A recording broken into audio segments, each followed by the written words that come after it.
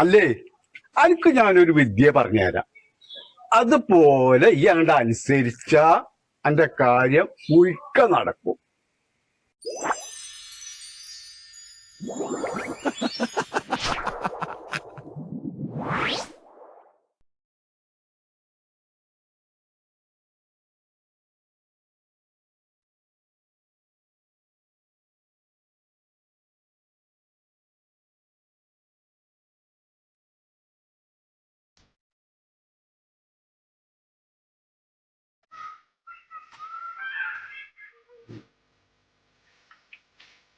നാളെ എന്തെങ്കിലും ഇതെന്താ തീർക്ക കഴിഞ്ഞ കൊട്ടമാതിരി കൗത്തിച്ചേക്കണ്? എന്താ എന്റെ കാര്യം?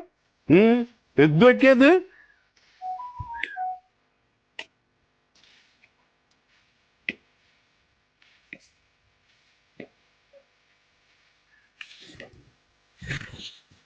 എന്താ മാള എന്റെ ബസ്മ എന്താ പറയും? എന്റെ ബസ്മ എന്താ? ഒന്നും പറയണ്ട എന്നെ മല്ലാക്ക. എന്താ എന്റെ ബസ്മ? എന്റെ ബസ്മ എന്താന്നാ ചോദിച്ചു. ഒന്നുമില്ല മല്ലാക്ക. എന്റെ കുട്ടി വലിയ കുട്ടിയായി, അവളെ പഠിപ്പിക്കാൻ വേണ്ടി കെട്ടിച്ചു കൊടുക്കണം. എന്തൊക്കെ കാര്യങ്ങളാ. ഞാൻ മാത്രല്ലേ ഉള്ളൂ കാര്യങ്ങളൊക്കെ ചെയ്യാൻ. അപ്പൊ അത് ആലോചിച്ചിട്ട് ഇരുന്നതാ. ഇതപ്പ എന്റെ പ്രശ്നം. അത് വലിയ വിഷയമില്ല. നിങ്ങൾ നാളെ കളിയാക്ക മല്ലാക്ക. എന്റെ ബസ്മപ്പ അതാണ് അല്ലേ? മോള് വലുതായി അതിനുള്ള പരിഹാരം കാണണം. അത് അത് വലിയ വിഷയമായിട്ടൊന്നും കണക്കൂട്ടല്ലേ. നിങ്ങൾ നാളെ കളിയാക്ക മല്ലാക്ക. അതൊരു വിഷയമില്ല എന്ന് പറയില്ലേ? അതൊരു പ്രശ്നമില്ല. എന്ത് വിഷയമില്ല നിങ്ങൾ പറയണത്? ഇപ്പോഴത്തെ കാലത്ത് പെൺകുട്ടീനൊക്കെ കെട്ടിച്ചു കൊടുക്കാൻ സ്വർണത്തിനൊക്കെ എന്താ വില? അതൊക്കെ വകുപ്പുണ്ട്. എന്ത് വകുപ്പുണ്ട് പറയുന്നത്? അത് ഞാൻ പറഞ്ഞു തരാൻ നിങ്ങൾ എന്ത് വിഷയമില്ലാണ് പറയണത്? ഇപ്പോഴത്തെ കാലത്ത് പെൺകുട്ടീനൊക്കെ കെട്ടിച്ചു കൊടുക്കാൻ എന്താ നമ്മളെ പണ്ടത്തെ കാലം പോലെയാണോ? 1,00,000 രൂപ വേണ്ട ഒരു പവൻ കിട്ടണമെങ്കില്. നിങ്ങൾ ഒരു നിസ്സാര കാര്യത്തിലാണ് അങ്ങനെ പറയണത്. അപ്പേ ഇന്ത്യയിലൊരു വജ്ജുണ്ട്. അതാ ഞാനങ്ങോട്ട് പറഞ്ഞു. നിങ്ങൾ പറഞ്ഞോ.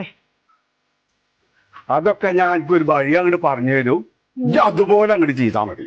അന്റെ ഒരു 4,000 ഉറുപ്പ്യ 5,000 ഉറുപ്പ്യ എടുക്കാണ്ടാവോ? നിങ്ങൾക്ക് വേണോ? ഇക്ക് വേണ്ടാളെ, ഇക്ക് വേണ്ട.